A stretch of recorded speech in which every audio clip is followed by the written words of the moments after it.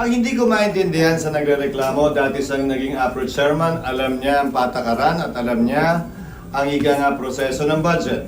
May mga kasama pang abogadong nagrereklamo kaugnay ito, pero ito ang alam ko. Wala pang dineklarang unconstitutional na bicameral conference committee report. Wala pang dineklarang unconstitutional na committee report.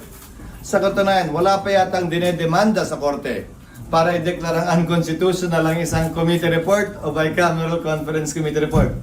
Ang dinedeklarang unconstitutional ay batas. Ngayon, yung batas na General Appropriations Act na produkto ng anumang committee o conference committee report o committee report ang kino-question. At kumpleto yung batas na yon, walang blanco, walang kulang, at yung amount ay nagsusuma. Unawain po ninyo.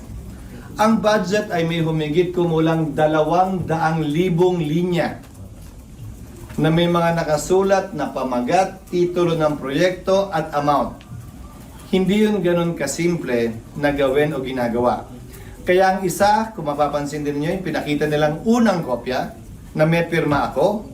Kasi yung nakikita kong kopya ngayon, wala na akong pirma, kaya hindi ko alam kung saan galing yun.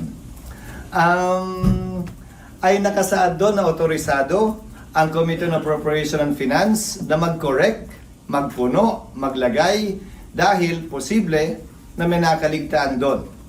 So, sinabi din doon sa huling talata ng Bicameral Conference Committee Report, kapag ka may pagkakaiba ang GAA sa Bicameral Conference Committee Report, ang masusunod ay ang GAA, ang enrolled bill ng GAA.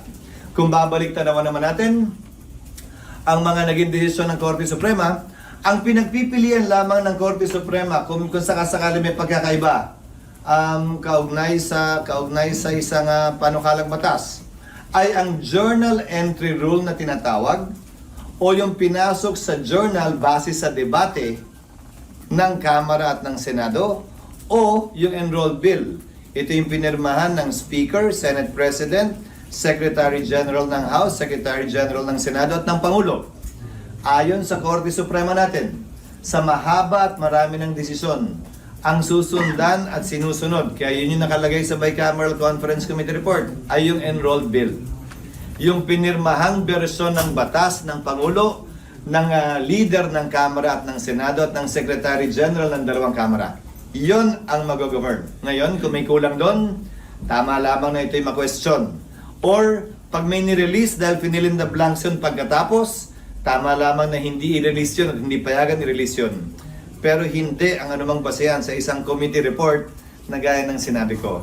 Alam naman yan nung kongresistang nagre-reklamo at nagsasaad ng mga punto niya kaugnay sa bagay na ito.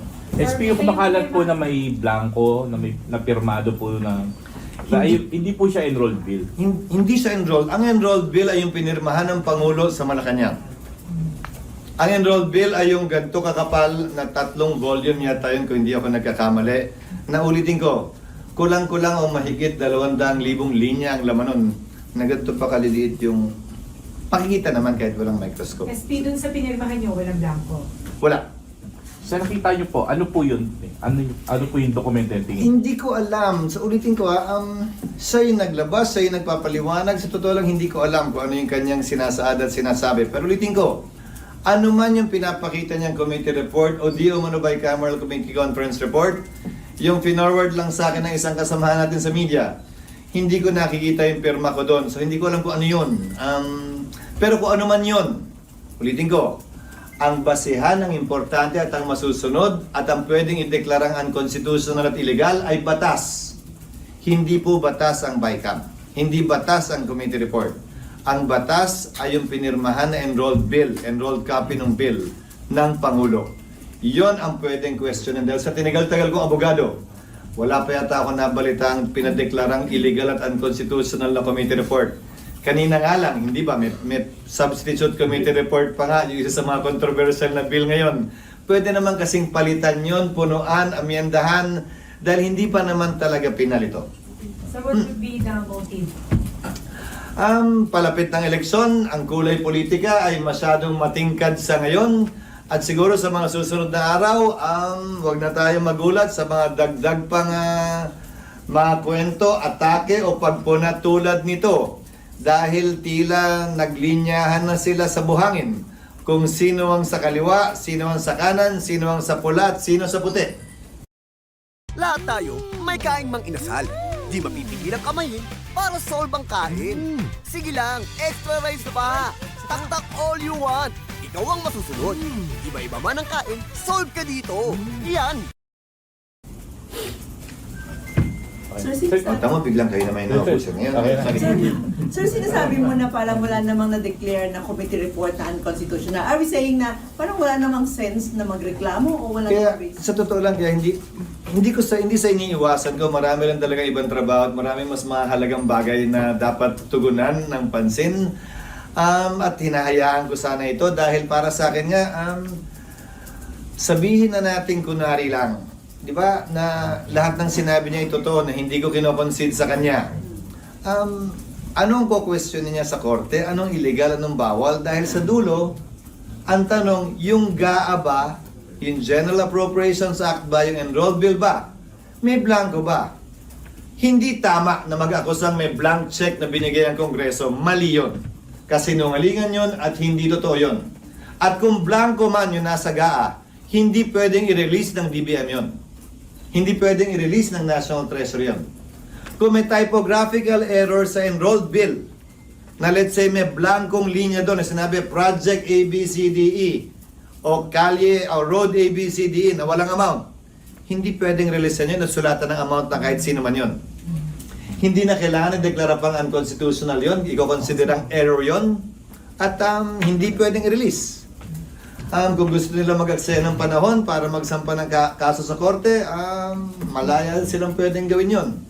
Pero ulitin ko, sa panig at party namin, meron na lamang kaming naiiwan kabilang ang araw na ito na 1, 2, 3, 4, 5, 6, 7, 12, 13 session days, tama ba?